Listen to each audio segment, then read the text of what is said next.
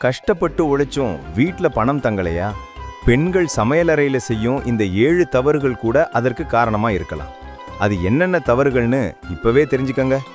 முதல் தவறு, ராத்திரி சமைச்சு முடிச்சதும் தோசைக்கல்லையோ அல்லது கடாயையோ அப்படியே அடுப்பு மேல வச்சுட்டு தூங்காதீங்க. சமைச்சு முடிச்சதும் அதை இறக்கி ஓரமா வச்சிடுங்க.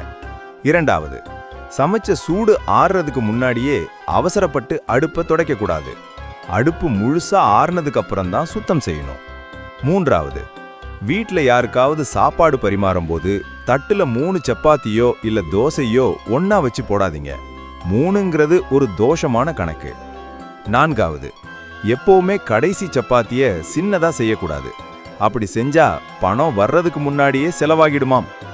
ஐந்தாவது, இது ரொம்ப முக்கியம், பிசைஞ்ச மிச்ச மாவை ஃப்ரிட்ஜில் வச்சு அடுத்த நாள் பயன்படுத்தாதீங்க. இது ஆரோக்கியத்துக்கும் கேடு, ஆன்மீக ரீதியாகவும் தரித்திரத்தை உண்டாக்கும். ஆறாவது, சாயங்காலம் சூரியன் மறையிற நேரத்துல விளக்கு ஏத்தும் போது பூஜை மணி அடிக்கக்கூடாதுன்னு சாஸ்திரம் சொல்லுது. அமைதியா தான் விளக்கேத்தணும். கடைசியா, வீட்டு துடைப்பத்தையும் மாப்பையும் எல்லார் கண்ணுலையும் படுற மாதிரி வைக்காதீங்க.